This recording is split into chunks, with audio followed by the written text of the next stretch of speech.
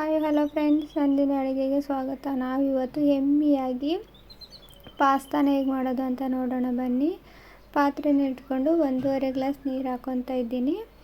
ಇದು ನೀರು ಚೆನ್ನಾಗಿ ಕಾಯಬೇಕು. ಆಗ 1 ಟೇಬಲ್ ಸ್ಪೂನ್ ಎಣ್ಣೆ ಹಾಕ್ಕೊಂಡು 1 ಬೌಲಷ್ಟು ಪಾಸ್ತಾನ ತಗೊಂಡಿದ್ದೀನಿ. ಹಾಕ್ಕೊಂಬಿಟ್ಟು ಒಂದು 4 ನಿಮಿಷ ಬೇಯಿಸ್ಕೊಳ್ಳಿ. ಆವಾಗ ಸಾಫ್ಟ್ ಆಗುತ್ತೆ. ಈಗ ನೋಡಿ, ಇದನ್ನು ಚೆಕ್ ಮಾಡ್ಕೋಬೇಕು ಬೆಂದಿದೆಯಾ ಅಂತ. ಒಂದು ಫೋರ್ಕ್ ತಗೊಂಡು ನೋಡಿ, ಈ ಥರ ಚೆಕ್ ಮಾಡ್ಕೊಂಡಿದ್ದೀನಿ. ಅದು ಬೆಂದಿದೆ. ಆಫ್ ಮಾಡ್ಕೊಂಡ್ಬಿಟ್ಟು ಬೇರೆ ಬಾಣಲೆನ ಇಟ್ಕೊಂಡು ಒಂದು 3 ಟೇಬಲ್ ಸ್ಪೂನ್ ಎಣ್ಣೆನ ಹಾಕ್ಕೊಂಡು ಎಣ್ಣೆನ ಕಾಯಕ್ಬಿಟ್ಟು, ಎಣ್ಣೆ ಕಾದ ನಂತರ ಇದಕ್ಕೆ 1 ಟೇಬಲ್ ಸ್ಪೂನ್ ಆಗೋವಷ್ಟು ಜೀರಿಗೆನ ಆ್ಯಡ್ ಮಾಡ್ಕೊತಾ ಇದ್ದೀನಿ.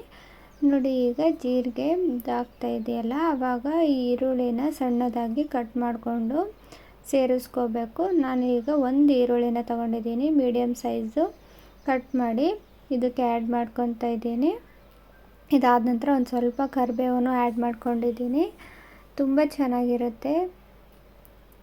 ನಾನು ದಪ್ಪ ಮೆಣಸಿನ್ಕಾಯಿನ ತೊಗೊಂಡಿದ್ದೀನಿ. ಇಲ್ಲಿ ಕ್ಯಾಪ್ಸಿಕಮ್ ಅಂತಾರಲ್ಲ, ಅದು 1 ಕ್ಯಾಪ್ಸಿಕಮ್ನ ಚಿಕ್ಕದಾಗಿ ಕಟ್ ಮಾಡ್ಕೊಂಡು ಹಾಕ್ಕೊಂಡಿದ್ದೀನಿ. ನಿಮಗೆ ಕ್ಯಾಪ್ಸಿಕಮ್ಮು ಬೇಡ ಅನಿಸಿದರೆ ಹಸಿರು ಮೆಣಸಿನ್ಕಾಯಿನ ಆ್ಯಡ್ ಮಾಡ್ಕೊಳ್ಳಿ.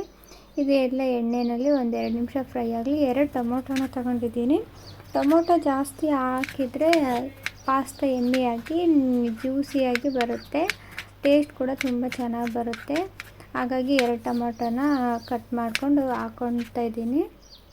ನೋಡಿ, ಈಗ ನಾನು 2 ಟೊಮೊಟೊನು ಇದಕ್ಕೆ ಹಾಕ್ಬಿಟ್ಟು ಮಿಕ್ಸ್ ಮಾಡಿಕೊಂಡು 3 ನಿಮಿಷ ಬೇಯಿಸ್ಕೊಳ್ಳಿ. ಆವಾಗ ಟೊಮೊಟೊ ಸಾಫ್ಟ್ ಆಗುತ್ತೆ.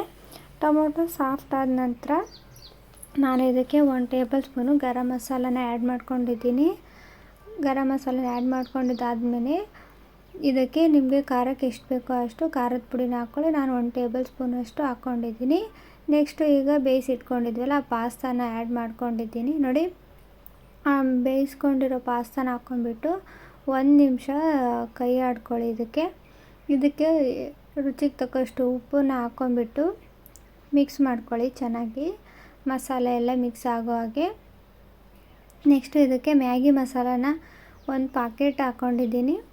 ಹಾಕ್ಕೊಂಡು ಮಿಕ್ಸ್ ಮಾಡಿಕೊಂಡು ಮೇಲೆ ಗಾರ್ನಿಷಿಗೆ ಕೊತ್ತಂಬರಿ ಸೊಪ್ಪು ಹಾಕ್ಕೊಂಡು ಬಿಸಿ ಬಿಸಿ pasta ready. Thank you for watching. Subscribe for more videos.